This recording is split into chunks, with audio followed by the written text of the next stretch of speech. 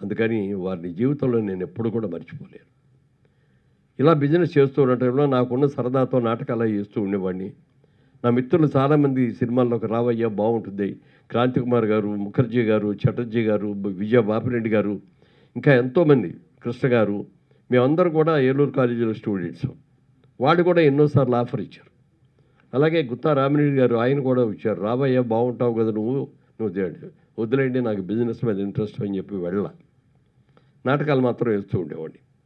ఒక రోజున అనుకోకుండా క్రాంతి కుమార్ గారు నన్ను, హనుమాన్ ప్రసాద్ గారు, క్రాంతి కుమార్ గారు నన్ను మెడ్రాస్ తీసుకువెళ్ళి అక్కడ మేకప్ టెస్ట్ చేసి స్టిల్స్ అయి తీస్తే అనుకోకుండా అట్లూరి పూర్ణచంద్రరావు గారు ఆ ఫోటోలు చూడటం జరిగి వెంటనే ఇతను నాకు కావాలని నేను పిలిపించి, మా సినిమాలో నేను సినిమా తీస్తున్నాం, ఆ సినిమాలో అందరు కొత్త వాళ్ళతో పెట్టి తీస్తున్నాం, గిరిబాబు గారైనా ఒక ఆయన్ని సెలెక్ట్ చేసాం, ఆయన హీరో అనుకున్నాం, కానీ మిమ్మల్ని చూసిన తర్వాత హీరో మీరైతే బాగుంటుంది అని అనిపించింది, అందుకని మీరు చేస్తారా అన్నారు.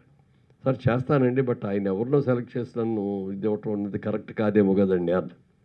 లేదా ఆయన కూడా ఇక్కడే ఉన్నారు పిలుస్తారని చెప్పి పిలిచారు. ఆయనకి చెప్పారు, గిరిబాబు గారు మిమ్మల్ని హీరో అని అనుకున్న మాట వాస్తవం అండి, కానీ ఈయన వచ్చిన తర్వాత ఈయన చూస్తే ఈయన హీరోకి బాగుంటారు అని అనిపించింది.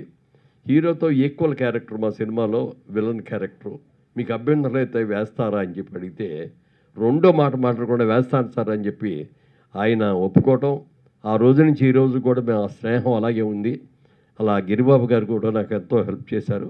అందుకని సినిమా ఇండస్ట్రీలో జగమే మాయ అనే సినిమాతో 1973లో ఫస్ట్ సినిమా హీరోగా యాక్ట్ చేశాను. నాకు ఆ సినిమా జీవితాన్ని ఇచ్చిన వ్యక్తి అట్లూరి పూర్ణచంద్రరావు గారు. చాలా పెద్ద ప్రొడ్యూసర్ ఆయన. ఎంతో పెద్ద పెద్ద హీరోలతో, నాగేశ్వరరావు గారితో, రామారావు గారితో, శోభన్ బాబు గారితో, కృష్ణ గారితో, అమితాబ్ బచ్చన్ గారితో, రజనీకాంత్ గారితో, ఇట్లా ఎంతోమందితో ఎన్నో భాషల్లో ఆయన దాదాపుగా 87 చిత్రాలు 13 భాషల్లో నిర్మించిన వ్యక్తి ఆయన. అలాంటి వ్యక్తి నా జీవితాన్ని సినిమా రంగానికి నాకు ప్రసాదించిన వ్యక్తి శ్రీ అట్లూరి పూర్ణచంద్రరావు గారు. ఆయన కూడా నేను జీవితంలో ఎప్పటికీ మర్చిపోలేను. ఆ సినిమా అయిన తర్వాత జగమే మాయ ఒక విధంగా ఆడింది, యావరేజ్ అండ్ అబవ్ యావరేజ్ మధ్యలో. రెండో సినిమా నా స్నేహితుడైనటువంటి హనుమాన్ ప్రసాద్ గారు, ఆయన దాసర్ గారి డైరెక్షన్లో తిరుపతి అనే సినిమా చేశారు. ఆ తిరుపతి సినిమాలో రాజబాబు గారు మంచి క్యారెక్టర్, కామెడియన్ అందులో. ఆ సినిమాలో గిరిబాబులో నేను హీరో, అలాగే మిగిలిన హీరోయిన్లు కూడా కొత్త వాళ్ళు. ఆ సినిమా ఐఎమ్ సారీ కొంచెం చిన్న ఫ్లాష్ బ్యాక్లో తేడా వచ్చింది.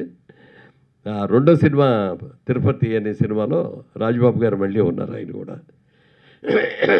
సారీ,